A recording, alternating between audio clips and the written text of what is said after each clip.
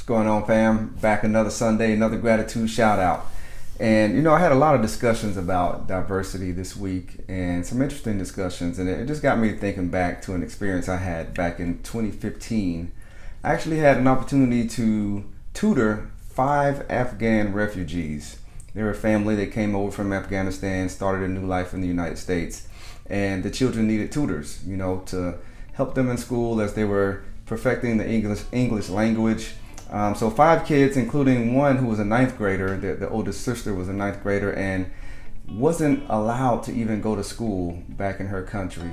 So she was really having a difficult time, and actually recruited my daughter to come over there and help me out because I was struggling myself with some of that 9th grade homework. But it was an awesome experience. They were very grateful, great kids, great family.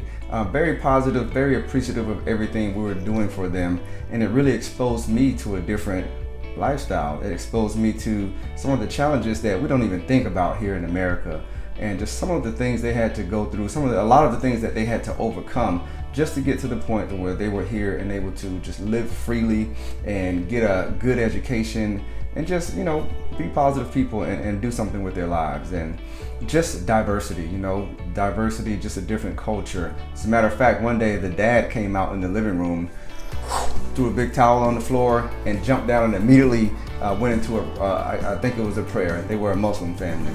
And honestly, when he first came out there, did that and just jumped down on the floor like that, it caught me off guard. It caught me so off guard, it triggered my fight, flight, or freeze, and I was ready to fight.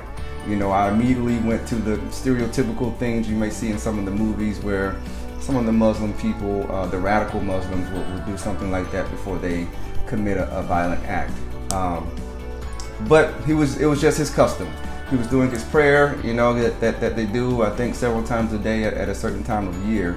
And he got up, picked up his towel and went back out of there. He was between me and the door. So I either had to, I was ready to fight. I was ready to do what I had to do, but it was nothing like that. He was just a religious man, religious family, very respectful family. But I had to check myself because I know I don't appreciate being stereotyped, and it's not cool stereotyping someone else. So I learned a lot about diversity. I learned a little bit about their beliefs, not a whole lot. We didn't talk a lot about it, but beautiful, sweet family. They actually called us over one day and said, "Hey, we appreciate you guys so much. I just want to make dinner for you." And they made us the biggest, most beautiful spread you can even imagine.